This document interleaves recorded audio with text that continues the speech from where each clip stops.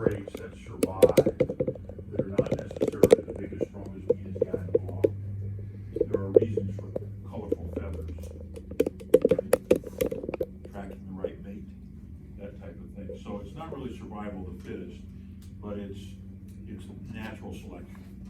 That's really what that biological process is. So is that helpful at all, a little bit, in understanding what evolution is? Evolution is not the Big Bang. So we're gonna look today at geology. We're gonna finish that up. We sort of finished here about the Grand Canyon. I use the Grand Canyon because the Grand Canyon is one of God's magnificent creations. And it has so much of what we talk about with the geologic record that is a wonderful thing to start with. So let me begin as we go through this. We ended here. Anybody have any questions or anything as we? Now I did send out a little bit of homework by email. Hopefully everybody noticed it. I did ask a couple of people. Did you see it? Which was my family. Oh no, I didn't see it. What it was, and what I want you to contemplate is, did God create the fossils? Did God create the fossils? That was the question. So we'll look at that in a little bit. So we started by just looking at these couple of videos, just an introduction. A lot of these on YouTube, if you want. So we'll then start here. Now I handed out the sheet I've given you to fill in. There should be plenty of them around if you need more. This is sort of the full piece. We started the first part of this last week. So this is our Grand Canyon. We had looked at this last week. Now the Grand Canyon, by and large, is sedimentary rock. Limestones, shales, which is mostly what the Grand Canyon's made up of. It's all sedimentary rock. Does everybody remember what sedimentary is? What is sedimentary? Very more breaks apart easily, more karst, maybe type of salt type rock. Sediments, right? Sediments are somehow piled up, buried, and squashed.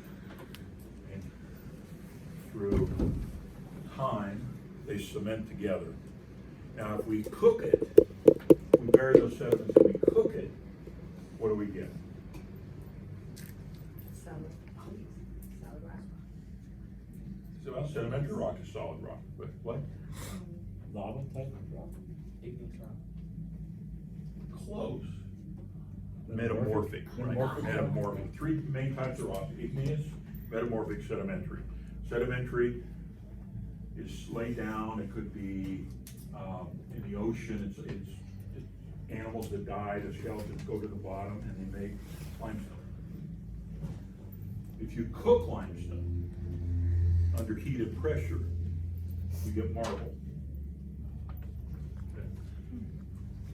If you melt rock and let it stir up into magma and then it cools, that's igneous rock. Now in the Grand Canyon, we've got igneous rock that shows up down here, this Zoroaster granite. And this is, there's schists that show up in here. Schist is a metamorphic rock. When you go through, shale is a sedimentary rock, and then you cook it a little bit, you get slate. And you cook a little bit more, and you get schist. And schist becomes very hard. The oldest rocks on the earth that we know of are metamorphic rocks, not igneous rocks. Igneous means fire formed. Lava underground is magma. Magma cools and makes an igneous rock. So in the Grand Canyon, I want you to notice a few things. In this diagram, there's something called a disconformity here.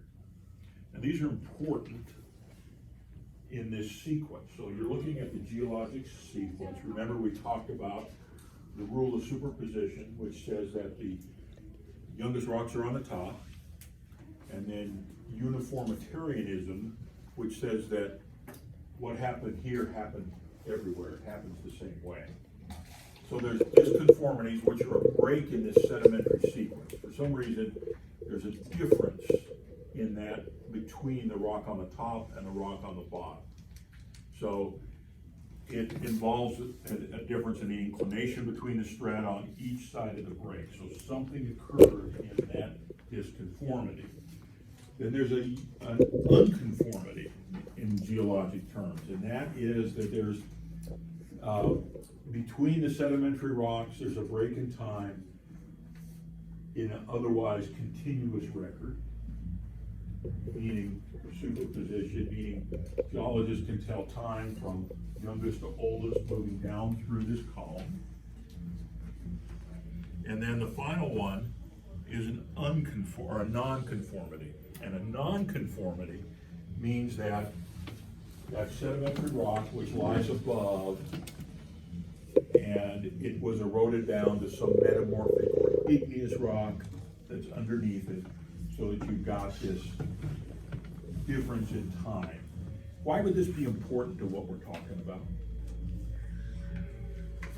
It would tell how old the earth is.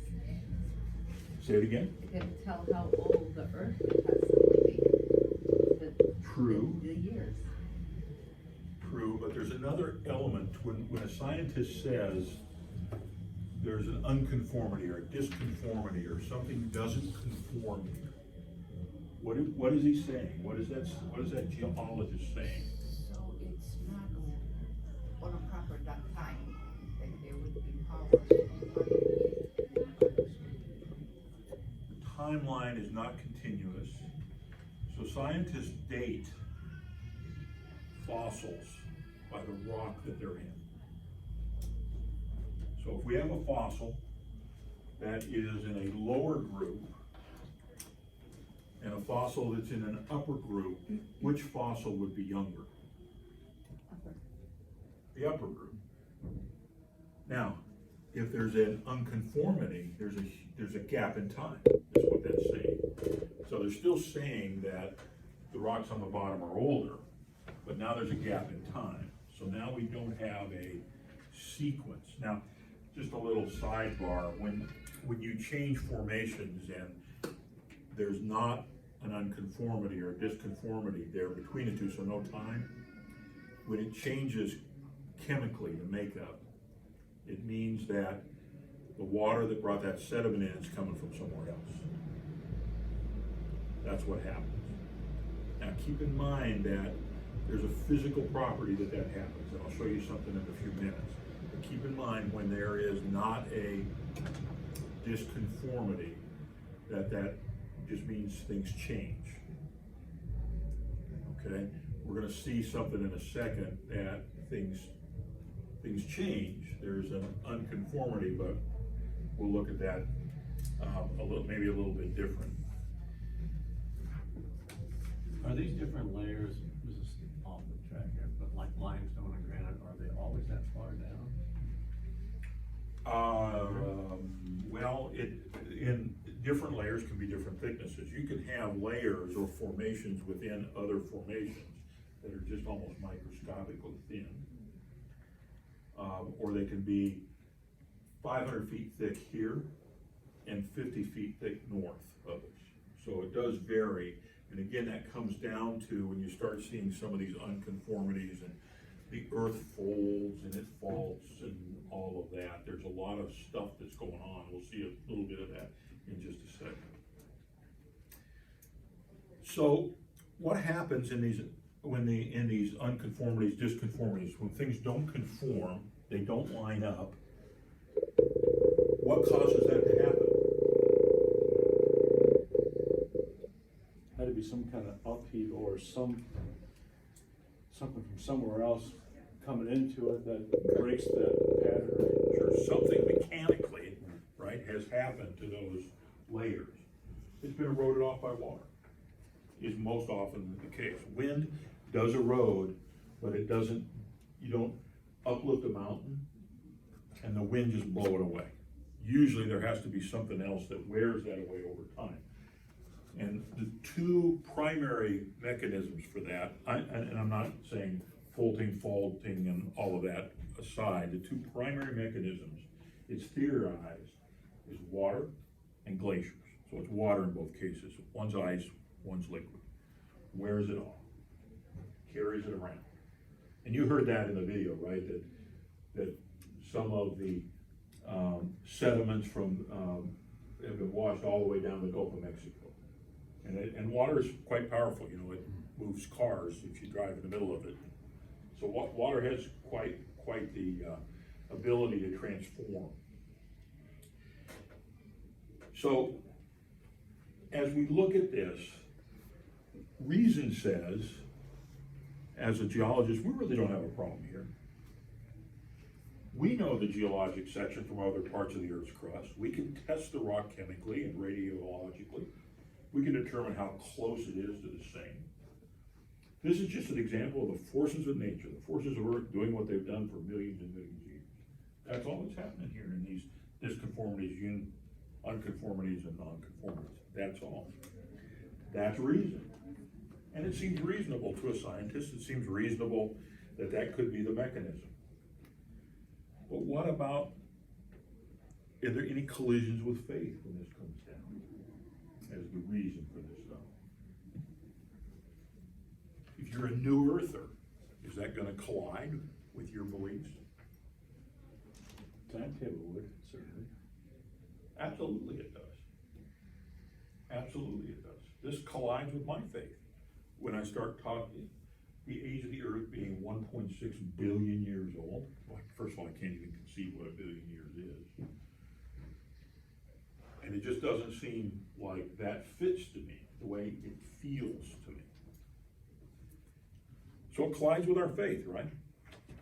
So what happens when things don't line up? Well, let's look at a couple of rock formations within the Grand Canyon. So we have two here. And to get some element of size, there's a person standing right here.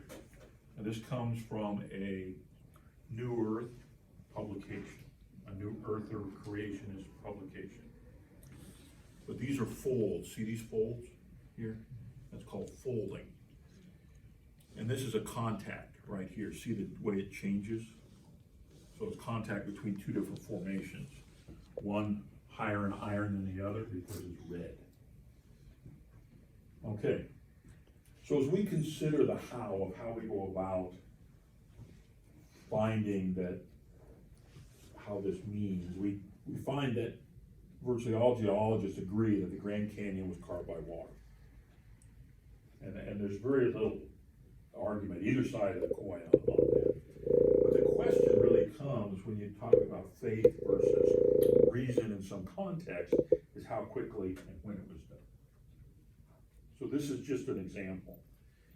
So most of the views of the Grand Canyon are based on evolutionary theories. That rock layers were laid down over hundreds of millions of years, and the canyon was carved slowly by the Colorado River. You heard it in two videos that we showed, right? Now, if we look at the canyon through the eyes of a biblical geologist, we might see a different canyon. Now, I'm strongly a creationist, but I'm a geologist. I'm still a scientist looking at this. So let's look at a couple of things here.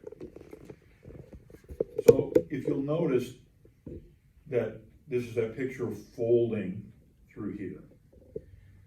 And we need to be discerning as a Christian too. Right? We need to ask the right questions as we observe. So some Christian literature will say you can plainly see here that the rock was folded while still soft and pliable without cracking the rock. You see that? So it must have been laid down and folded and faulted because it was still, or folded because it was still pliable because it didn't crack. So that says the earth must be newer because it had to happen soon after deposition, and the upheaval responsible was one event. So that folds into my biblical theory, and it happened very soon. And that's what it says in this publication. But let me point something out to you here. Here's the same picture, You see where that person's standing? See what that person's standing in front of? What is that? Crack? It's a crack, and there's one right above that person's head. Now, for somebody to say this was folded without cracking, I don't see that. I see the cracks. So what happens is when you say this was folded without cracking, and you have a picture where there's somebody standing in front of a major crack, it doesn't particularly bode well for an argument that it was a new earth, that it was folded in the same event it was laid down, and it was pliable when it did, because I can see the cracks plain as this picture Could the anyway. crack be caused after the event? If it happened afterwards, you tend to see cracks that line up. And if you look, there's a crack here that lines up, there's cracks here. There's stuff going on, but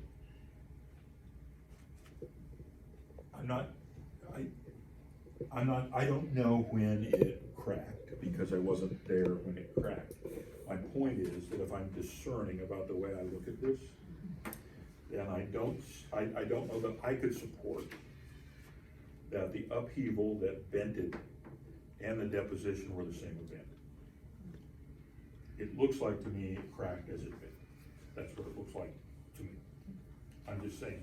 And what makes it, to me, when I put somebody standing in front of that major crack, I begin to start asking more questions about that. That's the point. So you're I'm saying trying to that make. man is in front of the second crack? Yes. He's You see the hiding crack it? above him? Hiding it possibly? Okay. Well, Yeah. I don't know. I don't know. I There's a didn't part. take the pictures, Sure. right?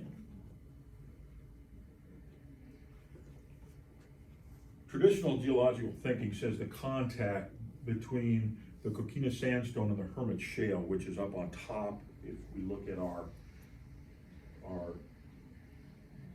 stratigraphic column, that there's 10 million years missing between those.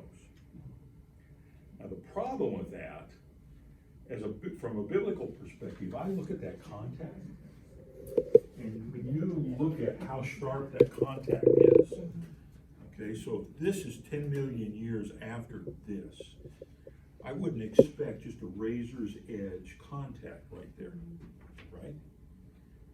How can there be 10 million years of weathering without it at least doing this? That doesn't make sense to me. What could come through and just plane it off, and then there's other stuff going on?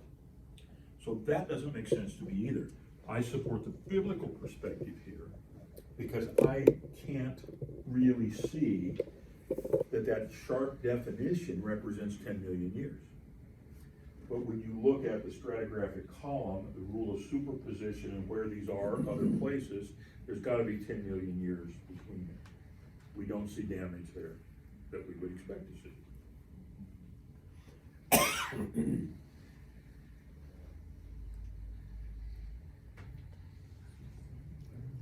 Much of the year, side canyons in the Grand Canyon are dry.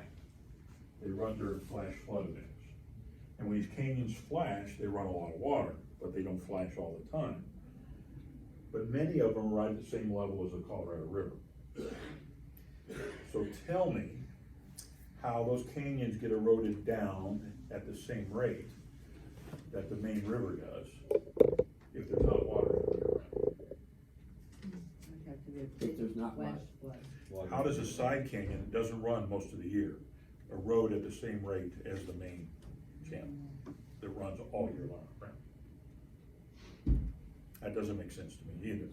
I mean, just the mechanics of it don't seem reasonable to me.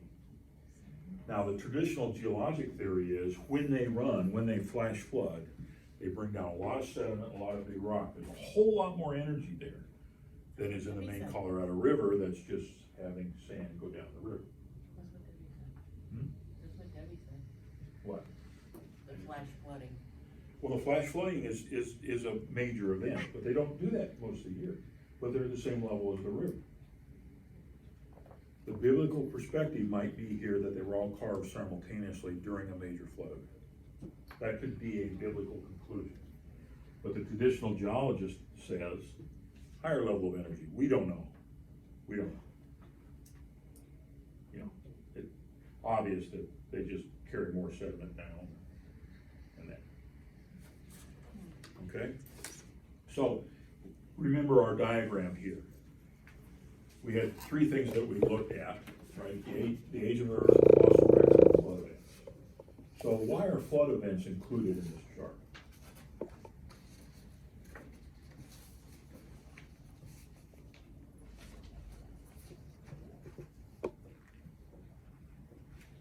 Why include flood events here? I mean, we got the fossil record, we're gonna look at that a little bit, right? That's some tangible, physical we can look at. We got these flood events that I'm bringing up. Why does that matter about the study of evolution and creation? Well, that's gonna make a lot of change when you get a cataclysmic type of event like flood. It's gonna cause some kind of chaos somehow. Well, geologists use flood as markers all the time. And it is that water record, you see that, it's a major observation that's used to time and move lots of things around. Three reasons why I consider flood events historically important. For one, our biblical narrative is anchored in the Great Flood. After Noah, we all started over. At Noah, we all started over. We were all one race at that point. You know, we all came from one point in time. There are signs of a great flood in the earth. And flooding and deposition, fossils are generally in high energy environments. So water has a lot to do with the deposition of fossils in the fossil record. Here's a few things that are interesting to me. What's a high energy environment? High energy environment, high energy, a lot of water moving, a lot of things around, just a lot of energy in the water. There are more than 200 flood legends from as far away as China, Babylon, Mexico, Egypt, and more. And 95% of those records, those legends, the flood was worldwide. In 88%, a family was involved. In 70%, they survived by a boat. Animals were saved. It was due to the wickedness of man in 2/3 of them. And it goes on. In 9% of those, so that's 9% of 200 is 18, right? So at 18 or more of those, exactly 8 people were spared. So you may not realize how worldwide the Great Flood really is, and it's supported.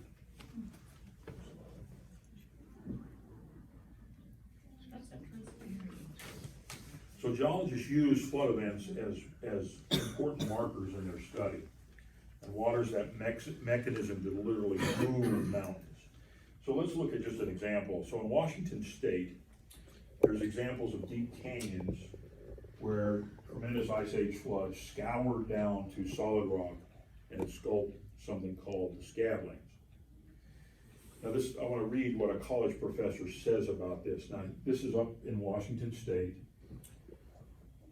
There was an ice sheet that moved north.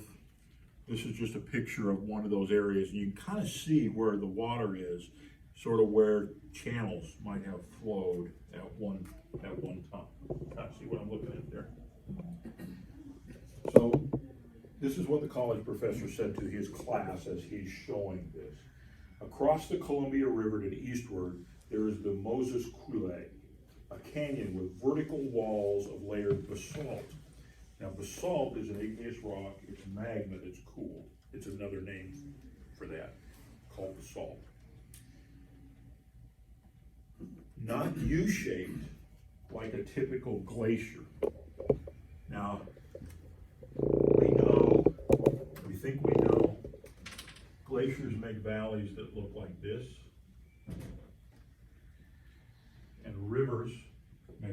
look like this. Grand Canyon, right? So it's pretty obvious to somebody, a geology professor, whether it's U-shaped or it's V-shaped. You can see them. I asked how rounded granite pebbles came to be where the closest source of granite lay over the horizon. In other words, this is basalt, and granite is, closest granite's way away from us.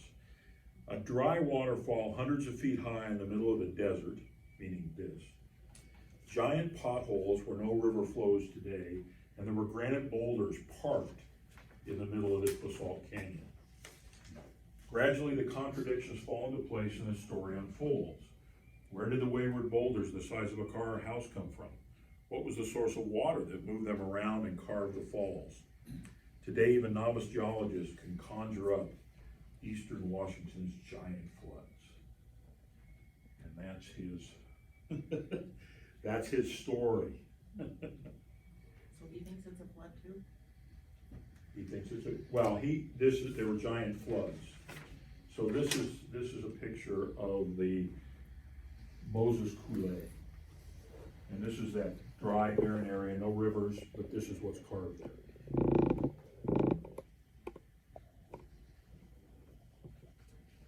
The scientific community doesn't wholly doubt the possibility of a great flood, but they can't or won't answer the questions of where and how it might have happened.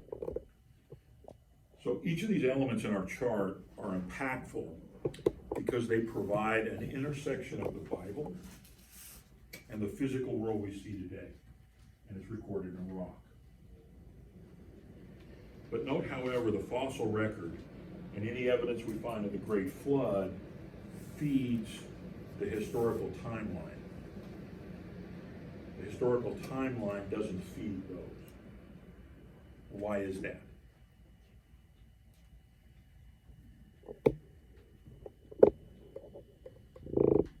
Can you say that again? Okay. These feed or drive the historical timeline. The historical timeline doesn't feed those. Why would that be? Are you talking about the biblical historical timeline or just the history? I'm talking about evidence of the fossil record and the great flood. It feeds the historical timeline. The historical timeline doesn't feed that. Why is that? Is it because scientists are trying to make what they see fit a specific narrative versus following the evidence? That would be the timeline feeding the other direction, right? So that's an important, that's where we're going. Because the fossil record and flood events, we can observe those, right? We can see those, we can observe them. So if we start with the history and make those fit the timeline, then we're starting with the answer and finding evidence that's our answer. But if we look at those and ask the questions, where does this, how, what's the history here and all of that, that's the proper way. I'm not saying you're gonna find an answer by just looking at those, but you don't let the timeline, which we cannot observe, feed the observation. Now remember, our OI discernment tool, we have the observations. Here's the fossil record. Here is evidence of flood events. If we make any conclusions from that, what is that? Correct. Interpretation. Whether we're a creationist in our worldview or an evolutionist in our worldview. That's how we interpret that, and that's really important. Don't start with a timeline. That's starting with the answer. It makes sense to a geologist that the animal died in the age of the strata, so the animal will be the same age as the strata. That makes sense to a geologist. The geologic record contains the fossil record. And both of those are used by evolutionists to prove the grand age of the earth. Right? So the geologic record contains the fossil record. So you have iconic geology that helps archaeologists and geologists support the evolutionary timeline. It's not evolution, it supports the evolutionary timeline. It's iconic in that it has how long it took for the Earth to get where we see it today. There is an old Earth, young Earth debate in the Grand Canyon. That's one reason I show the Grand Canyon. So let me read this from Encyclopedia Britannica. I'll just quote it. In some places, such as the Grand Canyon in Arizona, it's possible to recognize a great thickness of nearly horizontal strata representing the deposition of sediments on the seafloor over many hundreds of millions of years. It is often observed that each layer in such a sequence contains fossils that are distinct from those layers that are above and below it.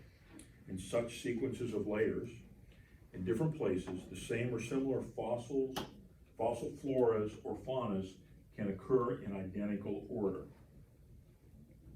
Okay? Superposition and uniformitarianism.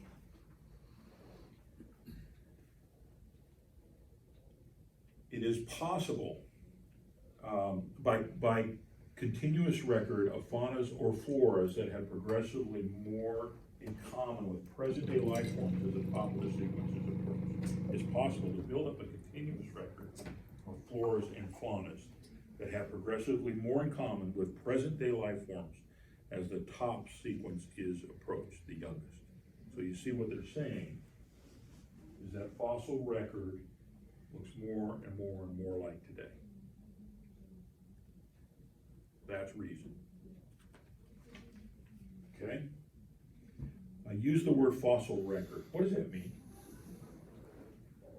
What's a fossil record?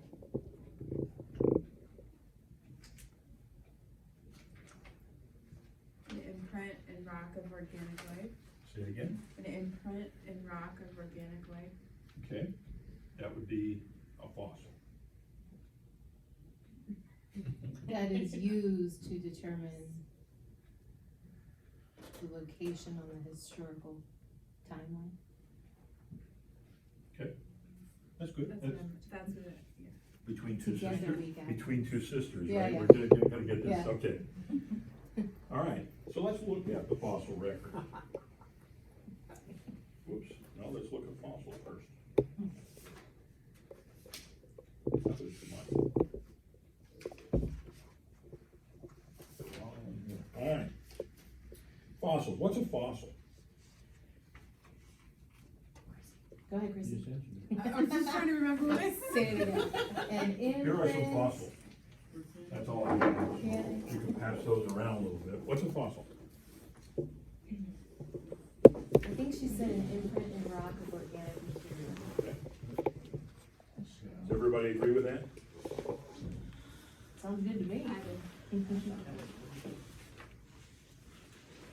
There are 7 major types of fossils. The first is a petrified fossil.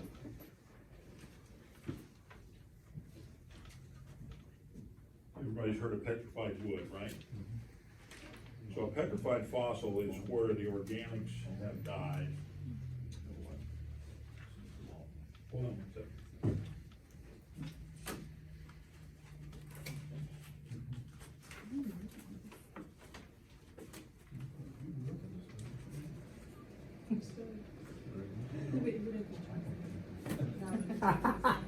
You felt probably super right. bad. Eloise, that's it. Move some stuff up there.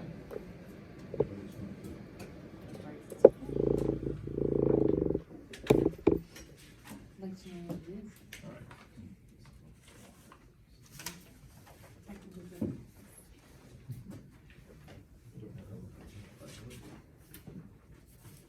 Yeah, that's what I would guess.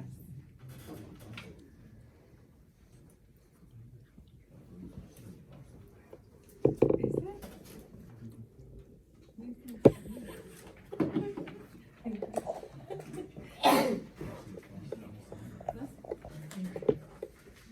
Thank you, yes. Okay. Sorry about that. Petrified fossils. Everybody knows petrified wood. And what happens with a petrified fossil is that the organism's remains turn into stone. there's a migration of minerals, mineralization is called, into the organics, and it replicates a lot of this, even the cellular structure of the organics. That's why we get petrified wood. The next one is called a mold fossil. So a mold fossil is the imprint of a shell or a plant that ends up in looks just like a mold. So the trilobite on the left, the fern on the right, were molded into the sediment, and the sediment hardened. The second type, the third type is a cast. I think everything you have are casts. So a cast is the opposite of the mold. Oftentimes a mold and a cast go together, you just don't find them together. But it will fill in oftentimes in the negative of what the mold is.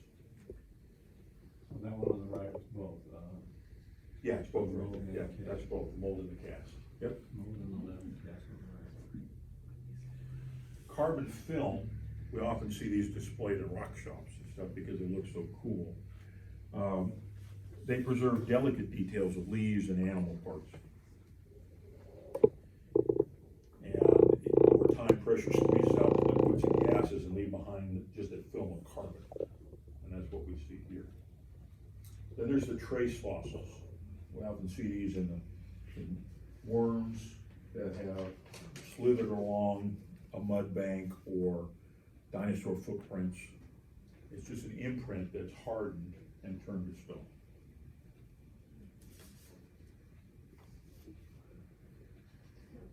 Sixth is the preserved fossil. The baby mammoth on the right, found in Siberia, is a preserved fossil. And then we all know from the Jurassic Park stuff, right, the bugs that are in amber, sap, that's run over the top of them and they die. And they stay that way. About 95% of all fossils that we know of are marine invertebrates. An invertebrate is an animal that doesn't have a backbone. We are vertebrates. So marine vertebrates are invertebrates that live in the ocean. So let's look at a breakdown of fossils as we know them. It's generally agreed to, these are the numbers, but you know, nobody's really counted. We've not found all the fossils that are to find on the earth, so this is an estimate. Just note the magnitude of the relative numbers.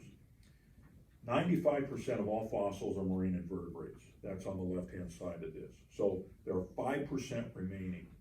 Of that 5% remaining, 95% of those are algae and plants. So of that 5% that are not marine invertebrates and algae and plants, 95% of those are non-marine invertebrates. In other words, they didn't live in the ocean, but they didn't have a backbone. So that means that the vertebrate fossils, the mammals and all of those, when you do the math, 0.0125% of all fossils found are actually what we think of as dinosaurs and birds and all that stuff, like in the upper right. Is that one piece that came through here, like a dinosaur bone spine? And that's actually an Is there a lot of those? because there's so many of those. That's why when they find a virtually intact mastodon or virtually intact dinosaur, why it's such a big deal? I think Montana has a lot of, in parts of Montana has a lot of those. Because there's so few of them. So look at the magnitude of these numbers. We're basing so much of the fossil record and the support for evolution, walking our way from that marine environment all the way to us on maybe 0.0125% of all the fossils that are there. That's the point.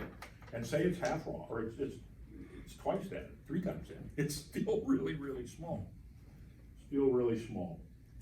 So you'll see claims by both evolutionists and claims by creationists that these numbers prove their point.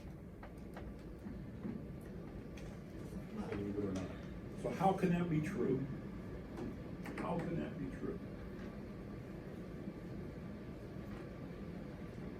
Are there fossils because of the ocean water versus like water, like clean water on land?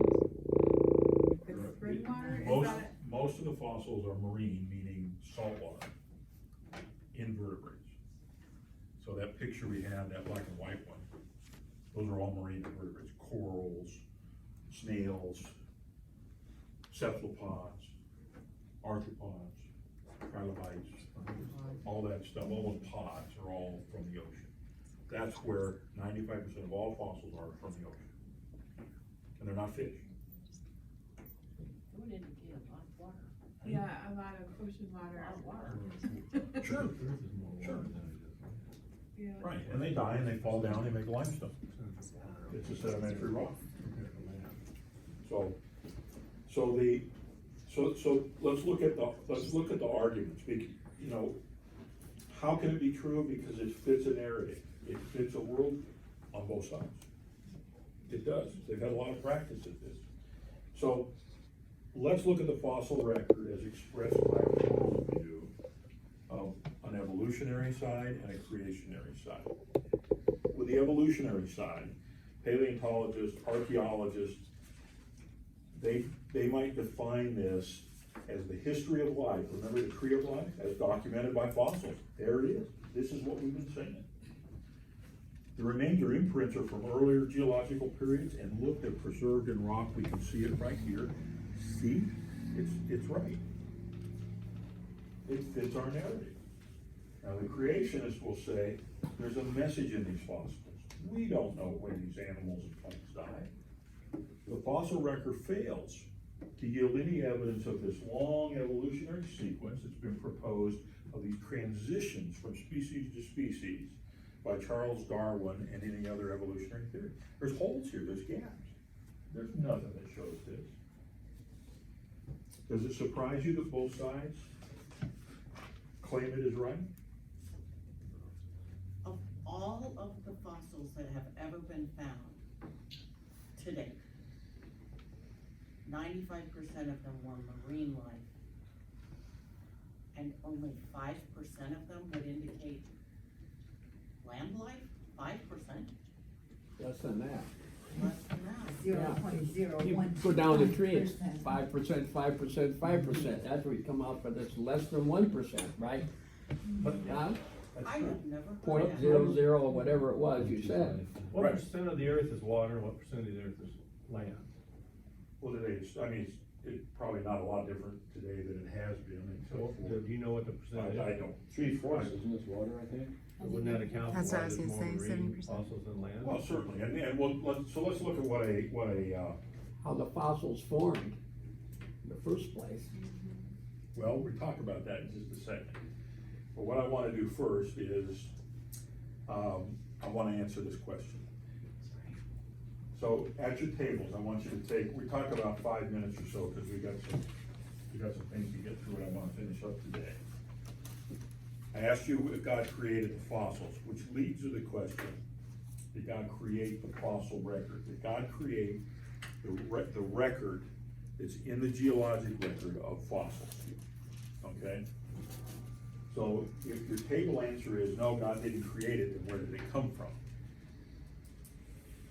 If your answer is yes, and we need to kind of get through this pretty quick, the question is why? And I want you to look at Numbers 23:19 and Titus 1. So I'll give you about 5 minutes and then we'll have to move on. Could be the primary cause of things and also the secondary cause, just because he's the creator. So the word create for me is a little confusing, like, okay, so how do you answer this question? Because he could, in the sense that he's the primary creator, yes. But then, did he, I'm wondering if the question was more, did he intentionally create a fossil record? And the Bible does say he intentionally found the intelligence. Yeah, well, it puts things on there to confuse smart people. So maybe if you. There's verse note.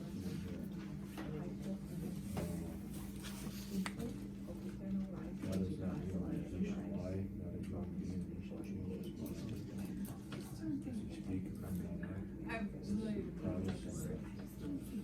God manufactured something. I get Do you think he created a fossil record? well, I'm just saying like the fossil record. You have to read this. Yeah, it does. It does. But that's, I don't know. And then maybe we should follow up with that. Yeah.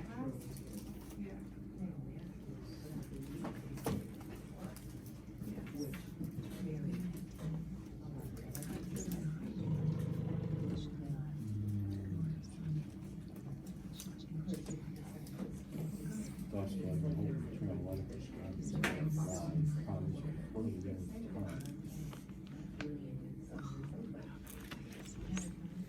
Did you read it one more time? The eternal life, which God does not lie, promise,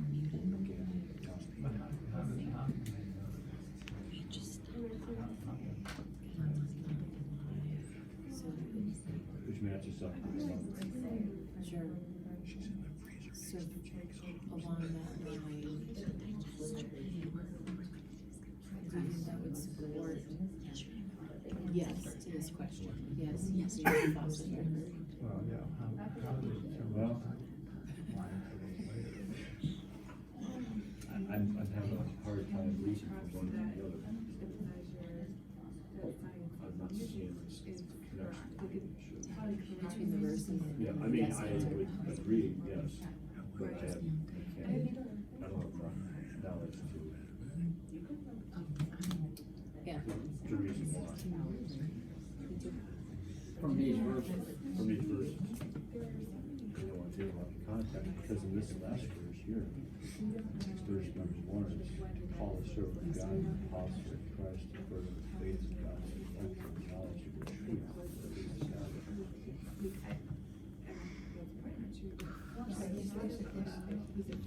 Fossils, I know.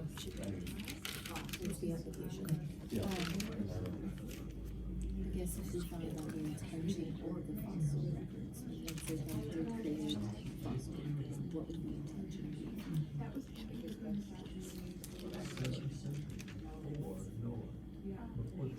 Is there an intent? I mean, it's going to happen anyway. That's a really good point. I don't know if this is going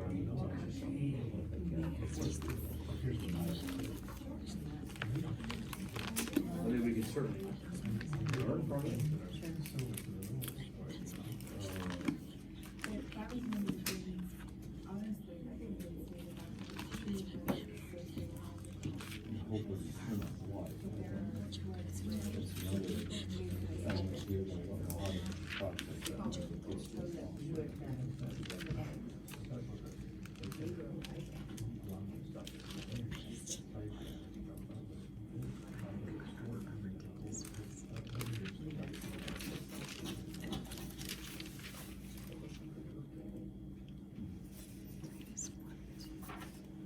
Oh, you're saying because it came, that came first. I think most of this was oral tradition.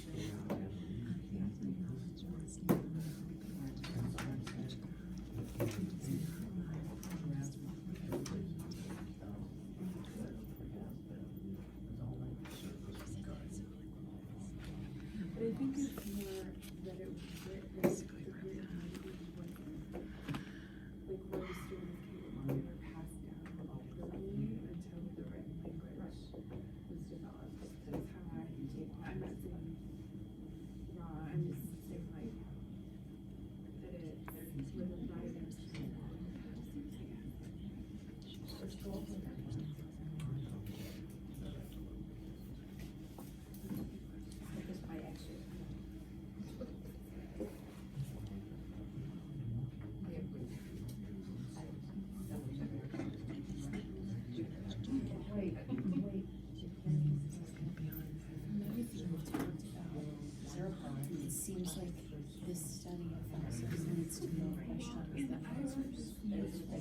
Pretty simple, yeah. That's like a lot of things. Right. What do we get through that? Okay, just as 30 seconds or so, let's finish up. God's intention, right? Sure. So then the question is,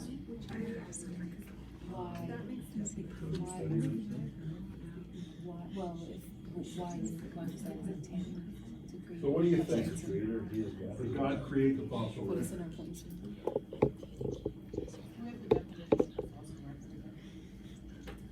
It's essentially the fossils that are contained within the geologic stratum, within the geologic record. It's the record of the fossils that we have today. We can observe them, we can catalog them, we can photograph them. I don't think he created the fossil record. I think that that's what the scientists have created. So where did it come from? I think that people created that fossil record. If you were looking at the fossils within the strata, you have some around, these are part of the fossil record. Right? They created the record, they didn't create the fossils, but they decided to make that. So did God create the fossils? God created the creatures that became fossils. Okay, so, That's my opinion. all right, so you're saying that the fossils die, or the animals creatures die, die. and over millions and millions and millions of years, they became fossilized. Or 10,000 years. Yeah, I think we differ on the millions. Yeah, I We don't don't- agree on that million. We They- don't agree with that piece. Yeah. And it's probably not all the same anyway, depends upon what kind of rock, depends upon, the structure of the animal and so forth.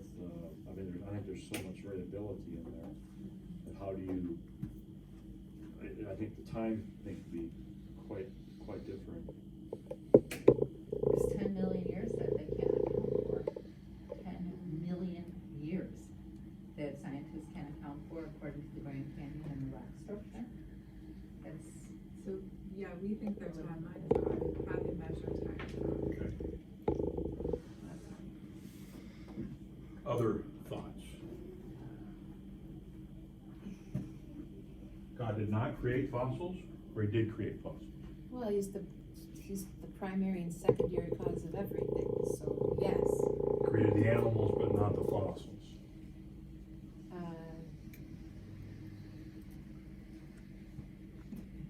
He created the It's a fossils too because Cause of and the, effect. what Yeah. happened, and he's can control the whole earth and everything that happened, so therefore, you can argue that he did create it. Okay. Amber Okay. or rock. Well, God created everybody in this room. I think everybody in this room agrees to that, okay? Now, when we die, there'll be a body laying here. He created the corpse. That's kind of where I'm at when you ask if he created a fossil or not. Yeah. The evidence of Exactly. life, once the life is gone, did he create the corpse? So if we look at the argument of the new earth creation, if the earth is 6,000 years old, did God create the fossils? No. Well, if the flood, or if water created the fossils, and the flood came so much time after creation, then it's the flood that created the fossils. So, and the question is, how long does it take to become fossilized? Yeah, I knew you were gonna ask that. We don't know that, You're right? right, we don't know that. Okay. And we don't know, because there's so much we don't know. But if you look at what we've just done, we've answered this from our worldview, right?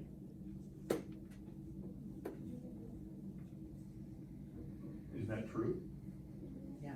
We said, no, God didn't create the fossils because he created the animals. And we'll get to this in just a second. I'm not sure we'll finish up today, but we'll go further really quickly. So, is there anybody that has a feeling that God made the earth with age on it? That he made it with age on Earth it? with age on it? That, so it looked old even though it was. Yes. Yeah, well, Possible. I lean that way, and the reason I do is because how old were Adam and Eve? when they appeared, they were adults. They were probably in their 30s or so. You know, that's what I imagine anyway, because they weren't babies. For They hundreds. didn't grow up. So God created them with the appearance of age, like he did every tree and bush that was in the Garden of Eden. It was already there. Okay. If you came and cut one of them down, you might see rings in there that looked like it took 20 years for the tree to grow. But if God is all powerful and if he is the creator, then he could create with the appearance of age as he did in the New Testament when Jesus did some of his miracles and things. How old was the wine he created? Everybody thought it was old. The ones that drank it thought it was prime stuff. And it was seconds old. Okay, that's my view. So what did you glean? Anybody look up numbers? If you were all on the left side of the chart, maybe you didn't look at numbers in the Titus verse. God doesn't lie. God doesn't lie. That's the common thread there Okay. between the verses. So God created the age or the earth with age on it. So what we're looking at appears to be old fossils, but they were newly created. Can God do that? Now Seems misleading. Well, no, God can't do everything. God doesn't do anything contrary to his nature. So if God is not a deceiver, I hope that wasn't on there. then would God create something to deceive us? He does do things Well- to confound the wise. And I think he created the earth so that it was functional when Adam and Eve took over the earth. So he wouldn't have planted a seed, I don't think, he wouldn't have planted a seed and then they just hung around and waited for the big apple tree to grow. So I think, like when you say the earth's created with age, I would almost think of it more as the earth was created to function fully. So what we might interpret as age is really just him, he could just do it like that, following natural processes. So just a question, if God created fossils in the earth that appear to be very, very old, but they're not, is that against God's nature? Seems like it would be. If it's deceptive, it would be against God's nature. So to take a position that God created the earth with age so that the fossils trick somebody into thinking that the earth is billions of years old, that's not God's nature. Maybe it's just a misinterpretation. Now, there's some theories in between the creationist and evolutionist, you know, where they say, oh God, one day is 1,000 years, and, you know, that sort of thing, Sure. where the length of day would have been different back then, because actually the creation kind of goes along with the creation and evolution sort of have similar steps, which is kind of interesting, I think. And we'll talk about that next week. I'm not here next week, I'm sorry. Well, cancel your plans. I'm sorry, I gotta It's cancel called my airline. theistic evolution. What? It's called theistic evolution. Right, yes, yeah. So let's move on here a little bit. I give you this graphic.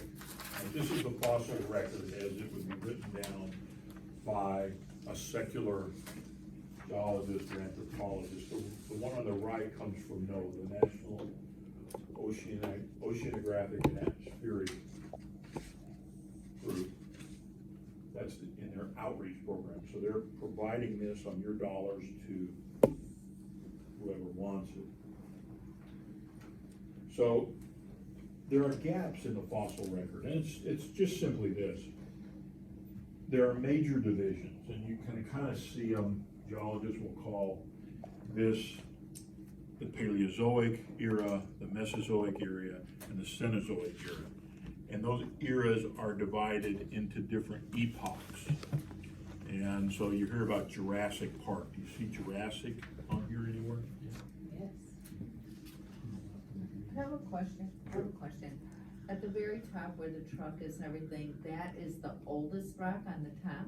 No, Or the oldest new- on the bottom, youngest on Cause the, I thought that you said that it kept building up from the water going up. right, so the older on the Older. bottom than the top. Yep. Oldest rock's always on the bottom, that's the lowest position. So you see the Jurassic period over here, right, that's Jurassic Park, and if you look to the left of that, you see the fossils that they say are in there, right? So they have kind of unique animals associated with each one of those. The minor divisions are within those major Paleozoic, Mesozoic, and Cenozoic. So you know that, you look at the Mesozoic, for instance, contains that Jurassic Park type of fossil. Paleozoic, you see mainly fish and reptiles. Mesozoic, you see warm-blooded mammals. That's when they begin to appear. So you sort of see how that transitional movement from a reptile all the way to you might be presumed. But nothing is obvious, but there's the transitional animal from the cold-blooded to the warm-blooded is missing. You don't really see something in between the reptile to the warm-blooded animal. It's just not obvious. And that's, so the revolutionary theorist, the creationist would say there's a gap in the fossil record there. And the evolutionary theorist would agree, there are gaps. So, pass these out too. If we look at these gaps, and here are the positions the different groups will take. First, we kind of spread these around. So here's quickly, you can look at these a little bit. Let me just hit the high points here.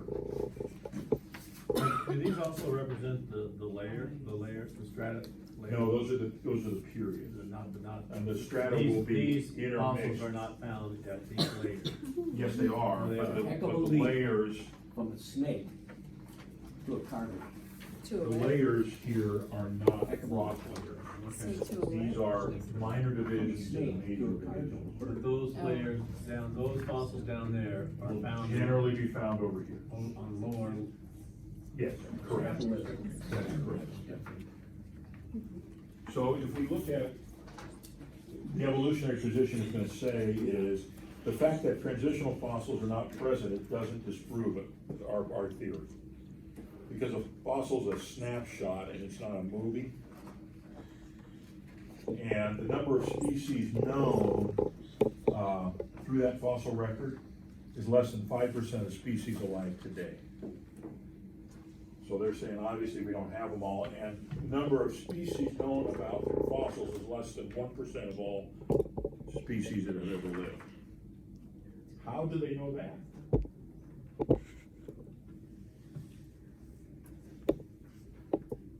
So they will go on and say that science predicts that for many changes, there'll be gaps in the record.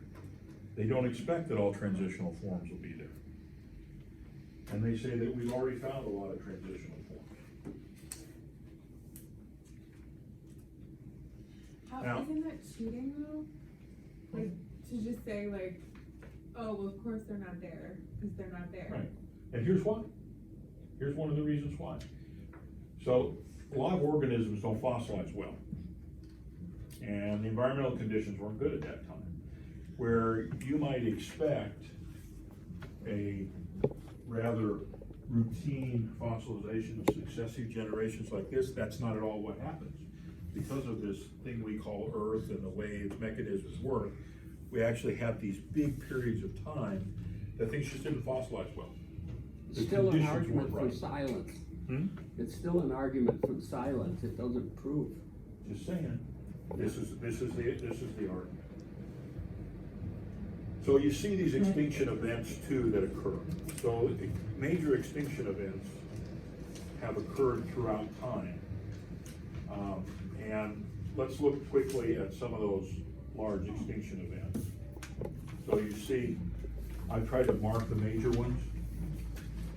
So in the Ordovician Silurian extinction back here or 444 million years ago. They say, now I'm gonna say this because that's what they say happened. They have evidence of all of this. Major glaciation was locked out huge amounts of water, and it covered much of the landmass. It's what caused the rise of the Appalachian Mountains in North America. As a result, sea levels went way down because all that water was now in glaciers. So this is I don't know why we don't get the whole thing on there. So this is it. Well, let me finish this one. And creatures living in shallow waters saw their habitats cool and shrink, dealing a major blow. Then came the late Devonian extinction. It eliminated about 75% of all species on Earth and spanned roughly 20 million years. Several pulses across the Devonian where oxygen levels dropped, and it dealt a serious blow to there's the squid, octopuses, and others, and the worst occurred about 372, but it's hard to nail down, and potentially the reason for that was because some big volcanoes went off during that period of time. The next one is the Permian Triassic. This is known as the Great Dying. So that's 201 million years ago, where 80% of all land and marine species died when the Earth warmed between 5 and 11 degrees Fahrenheit. That was driven by greenhouse gases, probably because of volcanoes. And then came the Cretaceous extinction that occurred 66 million years ago. One day, an asteroid roughly 7.5 miles across on the waters off of Mexico at 45,000 miles an hour. Massive impact left a crater 120 miles wide. Huge volume of debris went in. Wildfires ignited. Bill Murray would say, dogs sleeping with cats, right? Global warming fueled a mass eruption at that point. Do you have this as a handout? I don't, it'll be in the, Next one? no, I do have it. Oh, no, I'll get that, I don't have the extinction events, I'll get So do those. you, Rob, do you buy that? Do I buy that? Those millions of years ago, those things happened? I think that there is evidence that things happen. We can see landforms, we can see stuff. If you wanna take that and go to the answer, that's reason. That's why reason collides with faith. And I wanna talk next week more about how we deal with that. Yeah, it's conflicting, because it makes a lot of sense, these conclusions, but I wasn't there. I Right. didn't see it happen. I can't test it. So, do I buy it? I think there's some evidence of it. But we have a bit of a dilemma.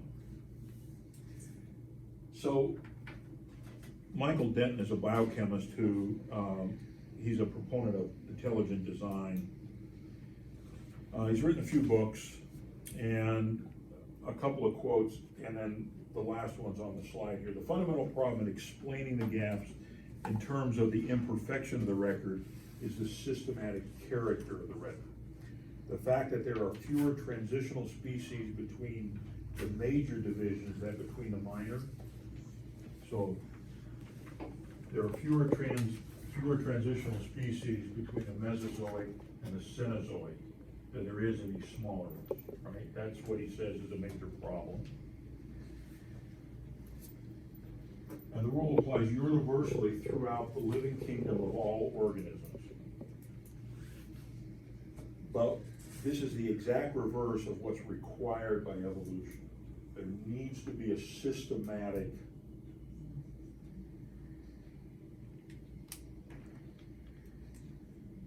transition between those majors.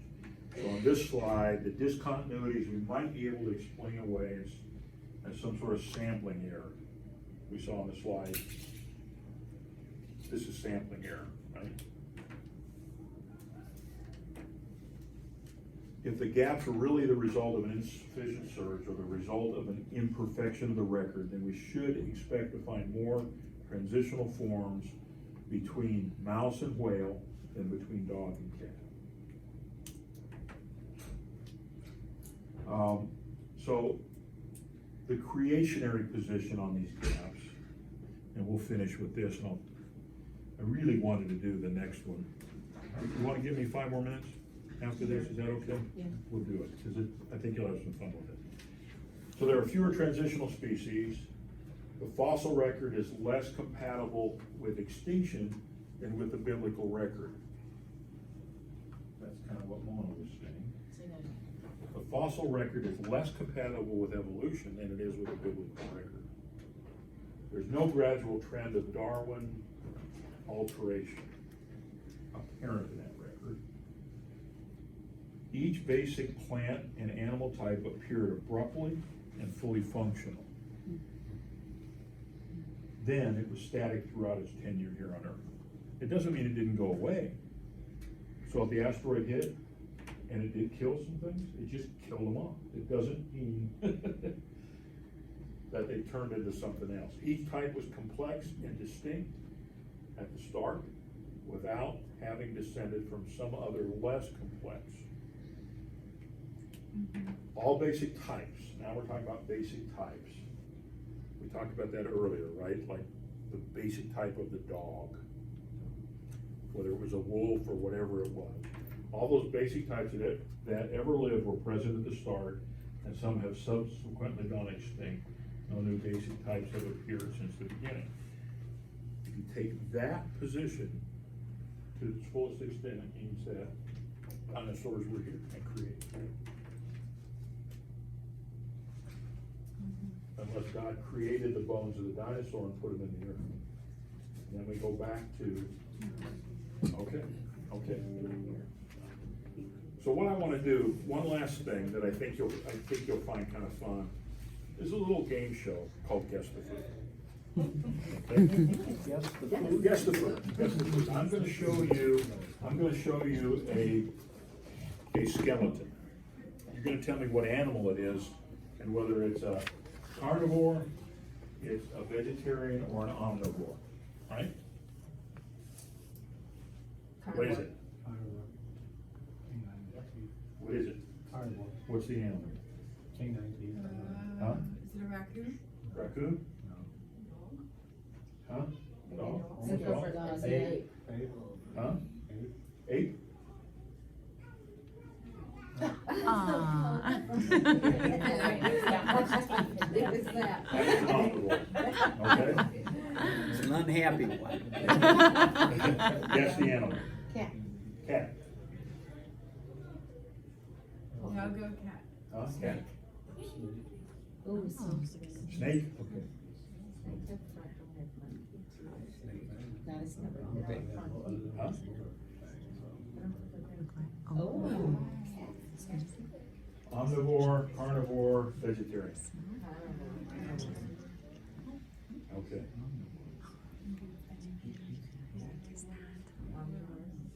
That's the animal. What is it? A deer, okay. Good guess. Anybody else? Guess the animal. You're an anthropologist now. I'm going. Elk or paleontologist? Elk? Horse. Huh? What's that? Horse. Horse. What's it eat? Sarah, I'm embarrassed. Huh? Grass. What is it? Omnivore, carnivore, vegetarian? Vegetarian. Guess the animal. E.T. Hmm? What is it? E.T. E.T. Okay. You know?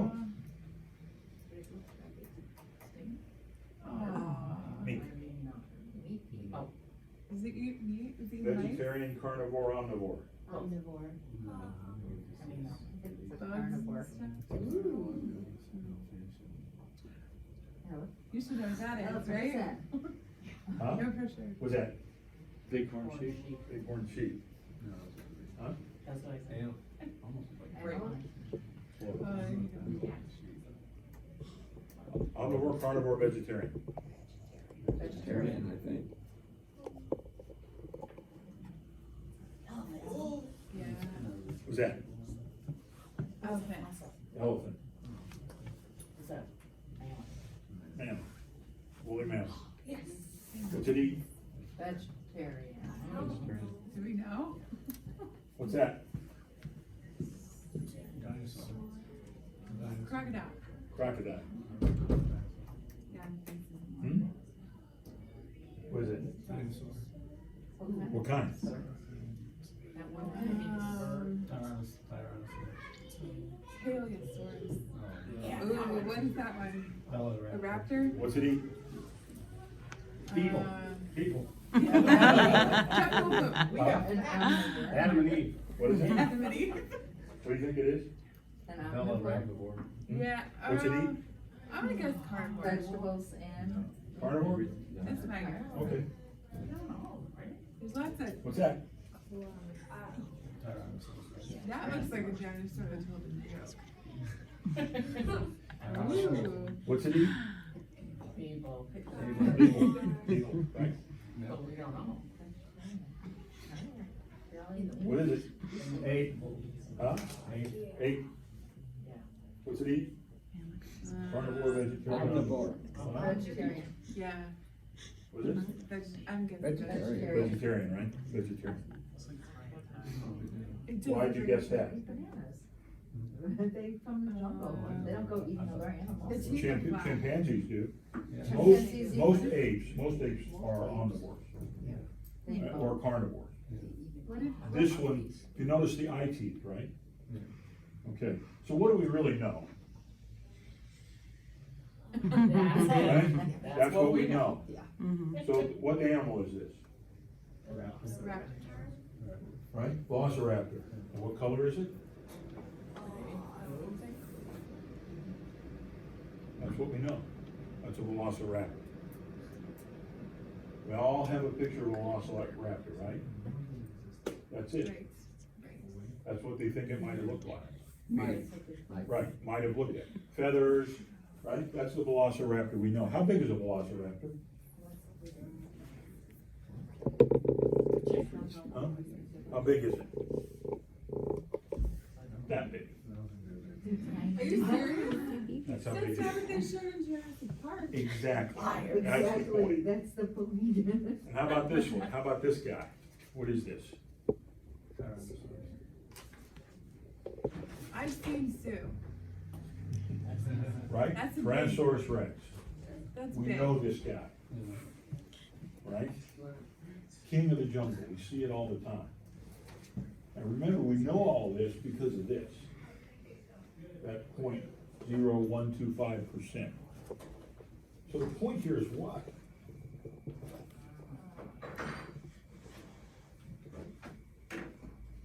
What we think we know is what? It's from where? The movies. A lot of the movies, right? We're talking about dinosaurs. From fossils. And those in particular ones, if you look at what that baboon mouth looks like, right? You see those teeth? See those teeth?